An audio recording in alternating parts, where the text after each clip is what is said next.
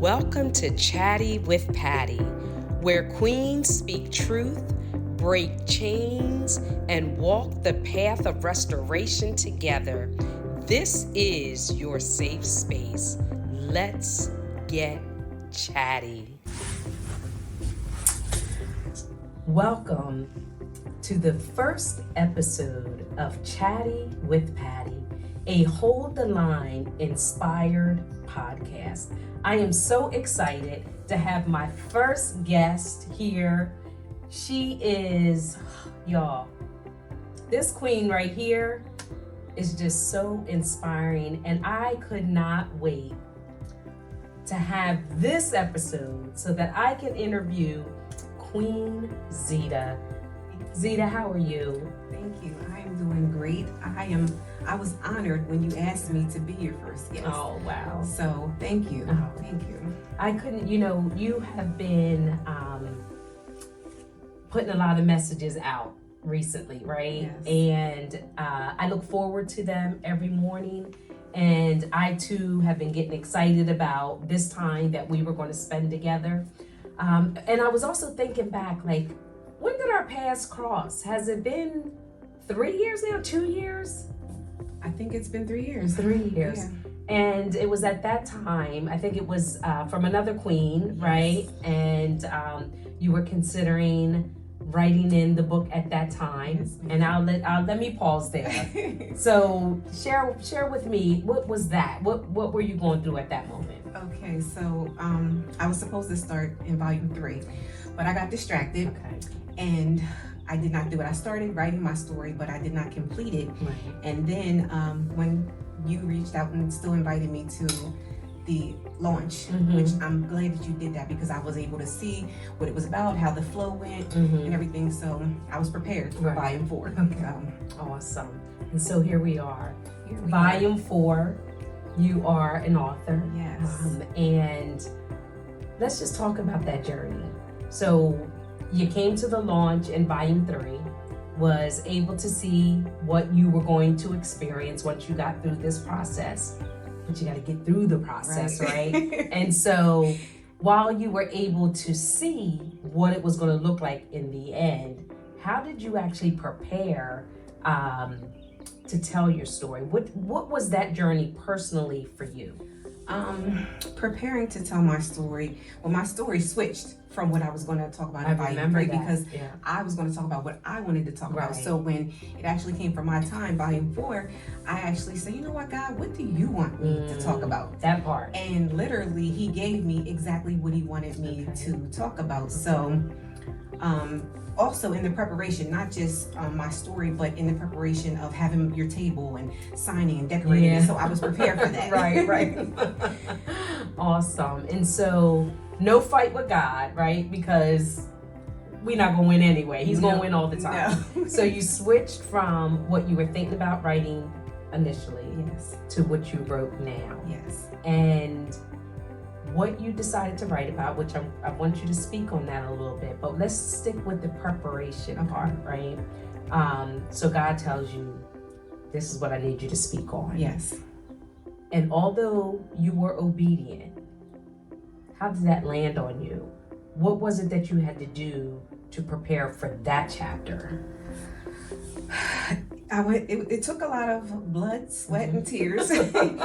But I see why he wanted me to talk about that, what I talked about, because it's what I needed. See, because sometimes we want what we want, but that's not what we need. And it wouldn't have impacted me like this did. And not just impacted me, it also affected some of the people that I talk about in my story, how I saw them changing from me writing my story. And I was so afraid to do that, because I never want to hurt anybody's feelings. And even though it wasn't about hurting anybody's feelings, and I learned that Friday night before when we all met, and one of the queens were talking about that her mom didn't come because she didn't agree with what she was doing, right? And what she said was, and it's impacted me, she said, my story is my story, whether you agree with it or not. And I was like, yes, that's exactly what I needed to hear. My story is my story, whether you agree, whether you remember, whatever it is, it's my story. So that gave me it was too late anyway. It was the day before, but it put me at ease. I was peaceful. with it coming out. So awesome. So you're speaking of the Friday night when the queens get together. Yes. It's our first time being in the same space, being able to touch, hug, cry, yes. The whole nine outside of Zoom, Right. And so that's a very special night. I so look forward to that. Yes. Okay, so then we get to the launch, right? And tell us who came and who surprised you, who didn't. Just let's talk about that. Yeah, there were no surprises, Okay. but my mother came, two of my sisters came, Okay. And like 3 or 4 of my girlfriends came. Okay. Some of them were not able to make it, but I believe whoever was there. Oh, and my daughter. I'm sorry, my daughter came as well. Whoever was supposed to be there was there, Okay. and it was beautiful to experience it with all of them, and just to see the love and support and encouragement that they all had for me was amazing. Awesome. Had they read your story before that day? No, nobody did. Okay. Nobody did. All right. And so, what has happened since then? Right? What has happened since you've written? Because it's now it's a year. Yes. Yeah, it's I can't even believe it's a year. It's a So year. what have you experienced since then, and are you looking forward to writing again? I'm definitely looking forward Okay. to writing again. I've already been writing in my mind. Okay. But oh my God, I'm not even the same person I was when I wrote that. A year ago. So, no, because like I said, there's a lot of healing that has taken place. Yes. And God didn't really, like I said, He gave me exactly what to talk about, but it wasn't like He dropped it all on me. As I was writing, He would wake me up 2 or 3 o'clock in the morning. So I had to get my laptop out and start typing. And I could be up at 3 o'clock in the morning and I'm crying my eyes out because that's where the healing was going on as I'm typing the pages. So, like I said, it was beautiful. It was hard. It was hard because one of the hardest things that I've ever had to do was look at Zeta and the things that she needed to fix. So, but it was necessary, and I'm so glad that I did it. Right. So we talk about the 3 R's: reveal, release, and restore. Do you mind sharing maybe 1 or 2 things that you really had to put a name to? So we also talk about you can't tame what you don't name, right? So what are 1 or 2 things that you were sweeping under the rug that you had to reveal when you wrote this chapter, if you don't mind? One of the things was low self-esteem. That was something that I've suffered with for a long time. And looking for validation from people outside of myself. When I think about it now, it's even crazy that I'm looking for somebody outside of me to validate me. It doesn't even make sense, but that's what I did. And I remember vividly, I used to always ask my daughter, her opinion. How does this look? And should I wear this? And when I started on my journey, she said, "Mom, do you like it?" And I got agitated with her because she always told me, And she said, "Mom, do you like it?" And I'm like, you know what? Never mind. And as I walked off in agitation, I said, I got the lesson that she was trying to teach me. Mom, and she came back, she said, "Mom, it doesn't matter if anybody else likes it. If you like it, wear it." So guess what? I took that lesson and I started applying it. I wasn't asking her or anybody else anymore, And she came back to me like a couple weeks later, a month later. She said, "Mom, I see you." She said, "You be dressing now, because I'm doing my own thing. I wear when I want to wear. Yes, I see you got your sunglasses on. I think you got about 15 different color sunglasses. Yes. And one thing that happened this week, my coworker said to me, she said something about being arrogant and I said, I am the total opposite of that. I said, people misconstrue that because I have been lacking self-confidence for so long. So there's a fine line between confident, and I'm confident now. That's what it is. I'm not arrogant. I'm not any of those things that you think. I said, you have to know my story to know. Anybody that knows me knows that that's not the case.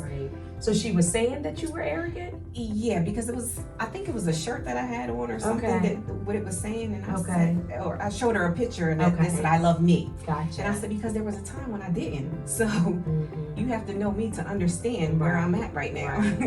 This is so funny with you giving the testimony about that interaction with you and your daughter.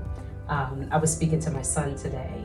My oldest son, Paris, who's in Atlanta, and just talking about what we were about to do this evening, and he has a podcast. And so, long story short, he was saying that he was giving back to me what his father and I gave to him. And he was like, Mom, it's funny you're asking me these questions, but you instilled this in me, and he's 32, 33. He said, you instilled this in me. It's a little strange that I'm now giving back to you what you gave to me, right? And so the word says, raise up a child in the way they should go, right? And when they get older, they won't depart. Yes. Right. And so, the things that we impart in them. Those seeds. Yes. And it's a beautiful thing when they can give it back. Amen. Right? Amen. I agree with that totally. I love when they can give it back. Right. And so, so this journey, right? We talk about being able to tell our story for ourselves, and also with the hope of being a blessing to someone else, with the hope of another queen being able to read your story and saying, I thought I was the only one, and I'm not. And if God did it for her, if she can get through it, so can I, right? Absolutely. And you had talked about several people that are in your chapter, right? And so also that healing overflows into the family, right? Yes. And so did you witness that?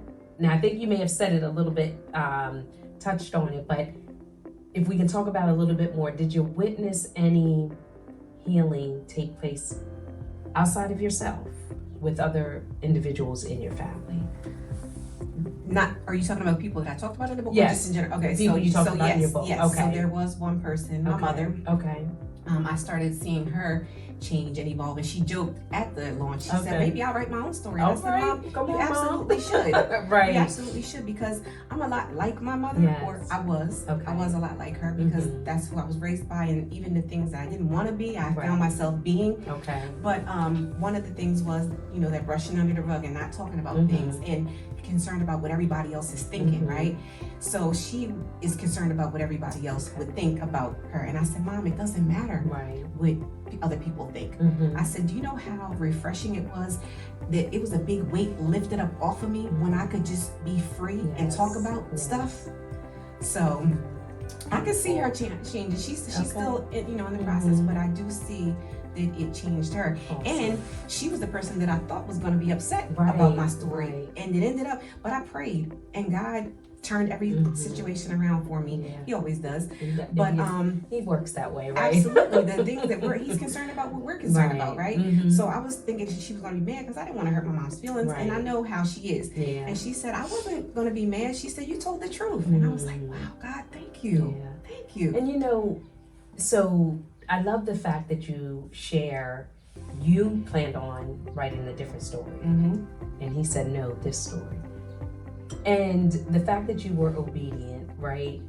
And he just puts everything in place, right? Because we know if he's going to bring us to it, he's going to take us through it, And so it's just a beautiful thing to be able to witness it, right? Because although we're being obedient, we're like, oh, this could happen, that could happen. But what we forget, or I'll speak for myself, sometimes when I forget, God, you brought me here. Right. You told me to do this. I'm being obedient. And so you already laid out the path, right? You already put people in place. You already touched their mind. You already touched their heart, right? And so I love that testimony. Yes. And he's going to honor when you listen to what he's telling you to do. He's going to honor that. Yes. So beautiful. So let's go back to the journey again. So during this process, we write together, right? We get on a call once a week, and we're shooting the breeze sometimes. We're asking questions of one another. Sometimes some of us aren't saying anything. We're listening, right?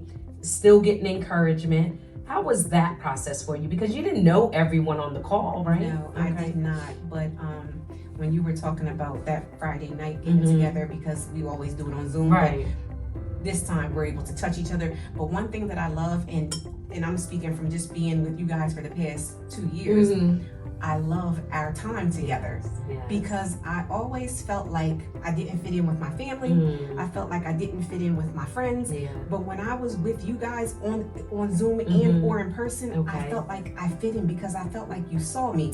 I felt like we understood each other because we all had something that everybody has something that you're going through, but a lot of people didn't understand what I was carrying or what I was going through.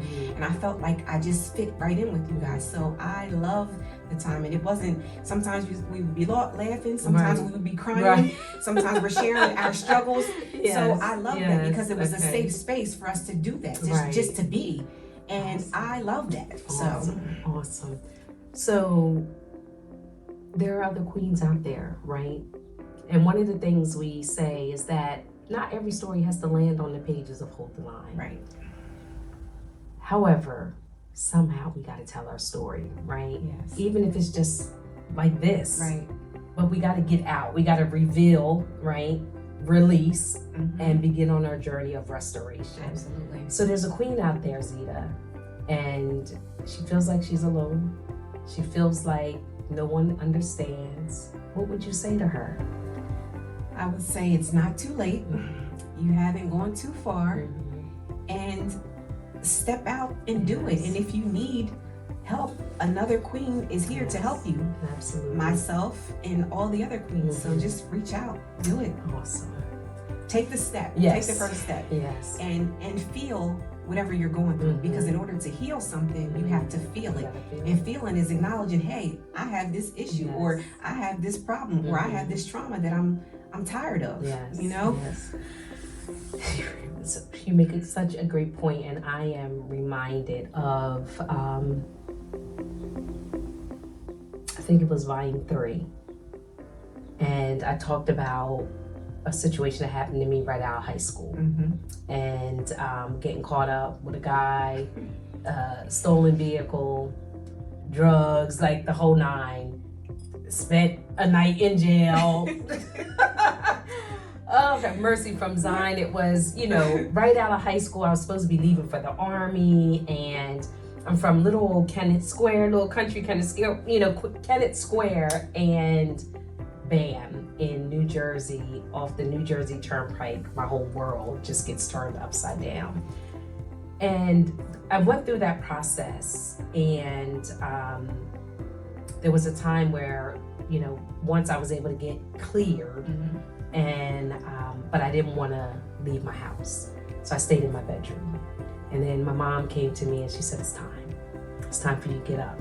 It's time for you to get your life back. Right. And at that point, still being, what I'm going to say, immature, I was just out of high school, just experienced this, was still trying to figure life out on that level, right? Which is huge. Absolutely. On that level. And she said, it's time to get your life back. And I didn't even know what that looked like, because I thought my life was over, right? And she came to me and she said, Uncle Arthur, who is her older brother, said, your life isn't over, it's just beginning. Amen. And so I got up. Long story short, I didn't do a whole lot of talking about that, because I got to a place where I felt like all charges were dropped.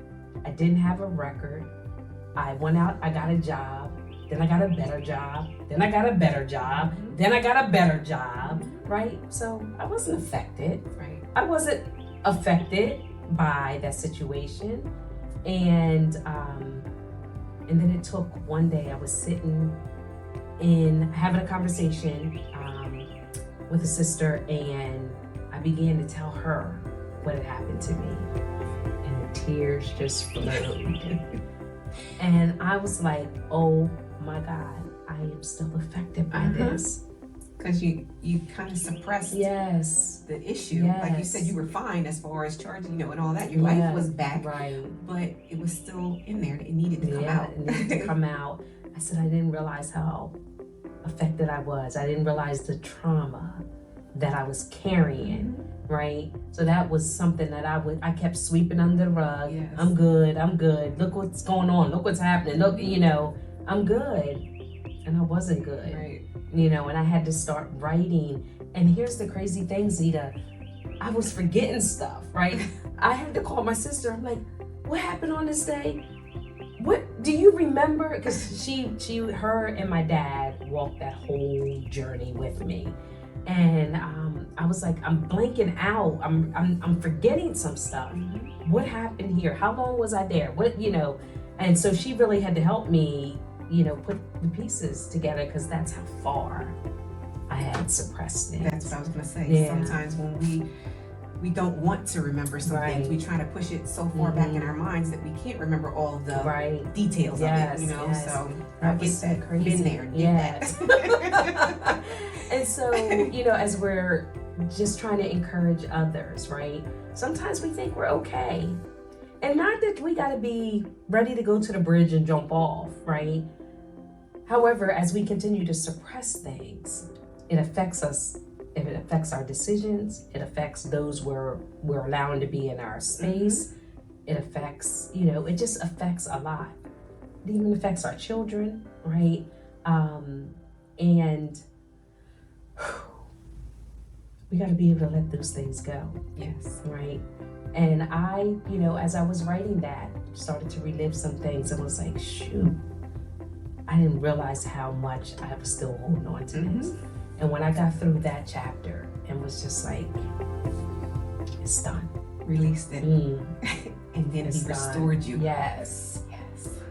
I love that. Yeah, so that's what we want other queens to know, right? And not only queens, but our men too, right? Because our men bleed as well. Yes. Our men go through. And we just celebrated our first masculine, eloquent, noble edition. Oh my goodness, I'm still flying high from that. I was so excited about that. Yes. Because men, especially black men, they don't want to talk about things. Right. So if they're not getting it out on the pages, then they have other outlets that you know they're using. So I encourage it. I was so excited about that, and I was there to witness it, and it was amazing. It was. I was crying basically the whole time.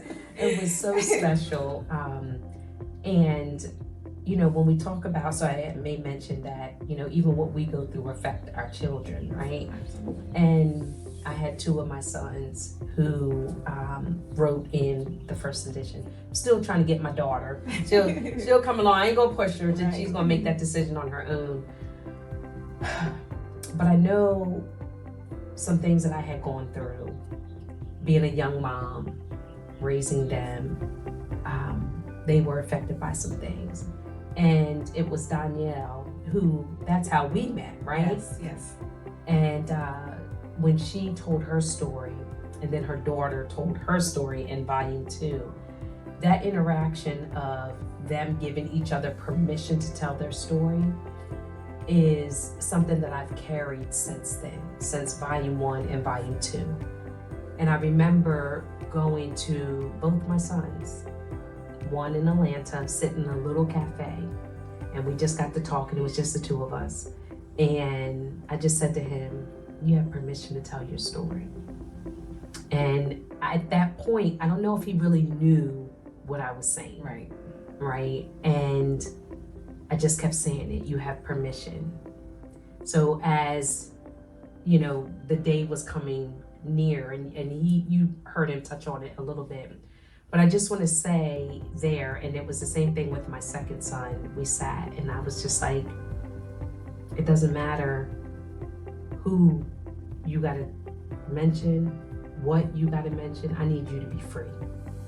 And I was like, you know, don't worry about hurting mommy, don't worry about hurting daddy, anybody.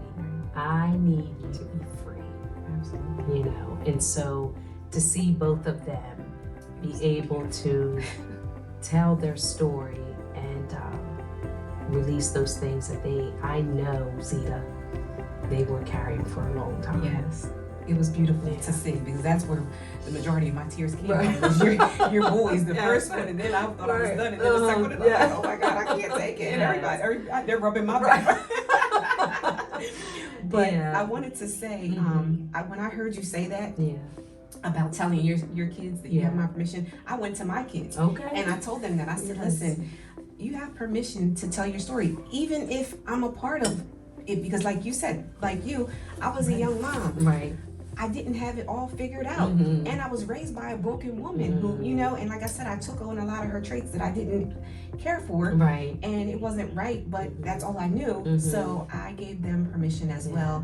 And I remember it was right before the book came out. Me and my kids we were at a party, and a birthday party. It was outside with a fire pit. Okay. And I was able to have a conversation with both my kids there. And my son said to me, he said, Mom, I know that you went through things in relationships and with your own mom, but I always wondered where you put it. When he said that, it broke me. It broke me, and I just busted out in tears. And my daughters were rubbing my back. Right. But to be able to have that transparent moment with them and just be vulnerable in front of them, it was amazing. But I said to him, I said, son, if you would have cut me open, all of it would have fell out because I suppressed for so long.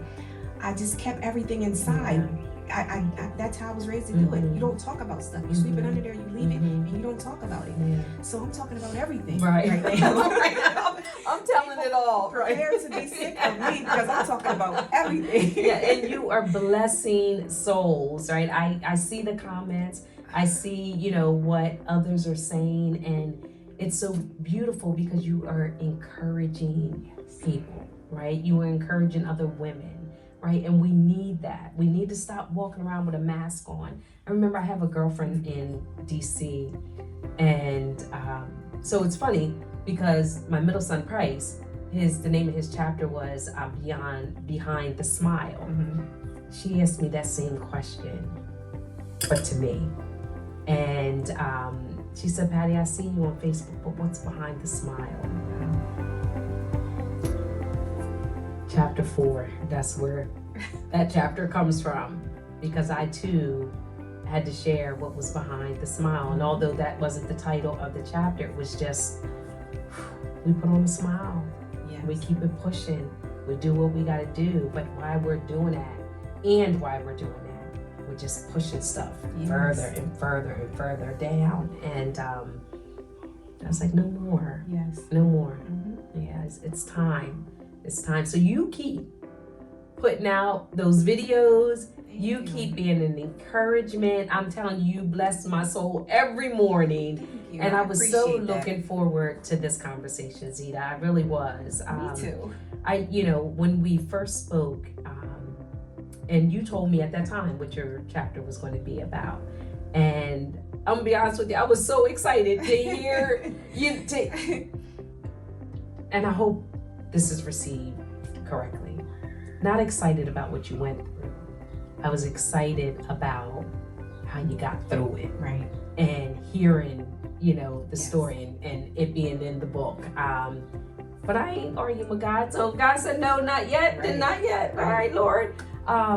But I also just want to say thank you also for sharing with me, what you were thinking of writing at that time, right? Because it was such a beautiful and touching. Yes, maybe that'll be in the book. All right, my book. Your book. Because is there plans to write in chapter or volume 6? Yes. Okay. I do want to write in chapter 6. And if I could just say this really quick. Yes. When this whole thing came about, because I was posting my videos at that time, and Donnie had inboxed me, or maybe she commented on. She's like, "Sis, it sounds like you have a story to tell." And I said, "You have no idea."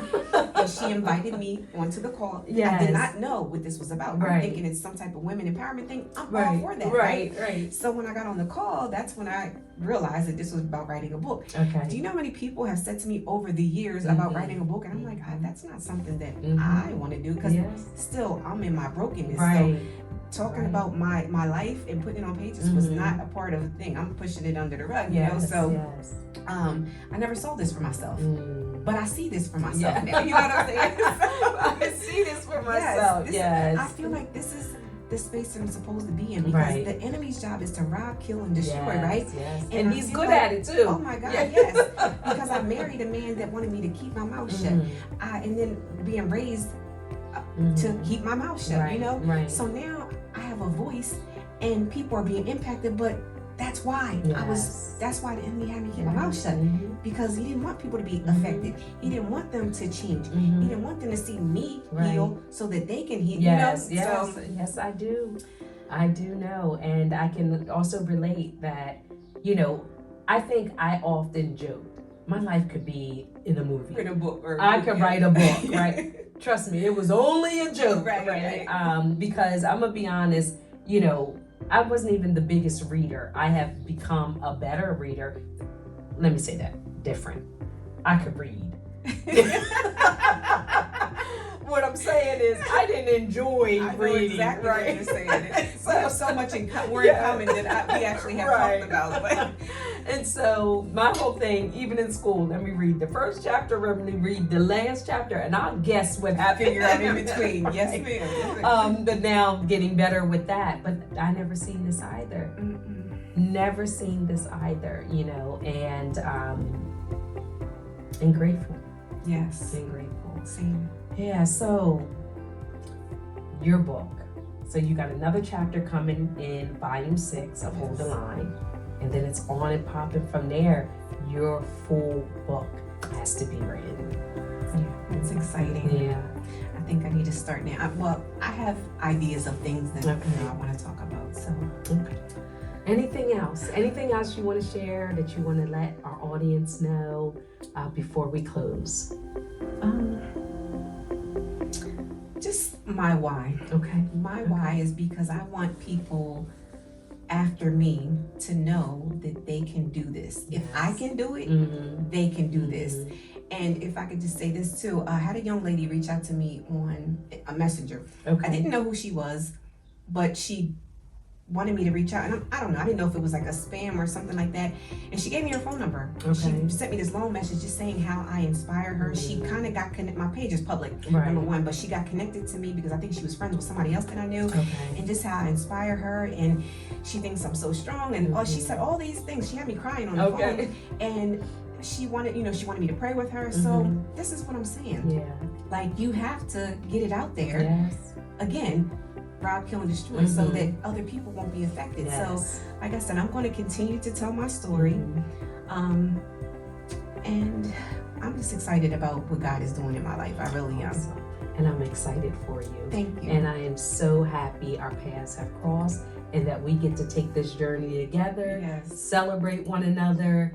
I'm just so thrilled. And so if you don't mind, I want to take your hand. And I just want to end it this way. Lord, we don't look like what we've been through, and nowhere near where you're taking us to. We don't know where this journey will lead, and we'll hold the line and continue to believe. Believe that you have us in the palm of your hands, so we'll keep the faith and continue to stand. Lord, we don't know where this journey will lead, and we'll hold the line and continue to believe. All right. Thank you. You're welcome. Thank you for having me. Everyone has a story, a moment that changed everything, a truth they carried alone until now. If you have a story to tell, we're here to listen. Whether it's your breakthrough, your battle, or the journey in between, your voice matters. Submit your story below. You never know who might find freedom in your words. Let's Chatty with Patty.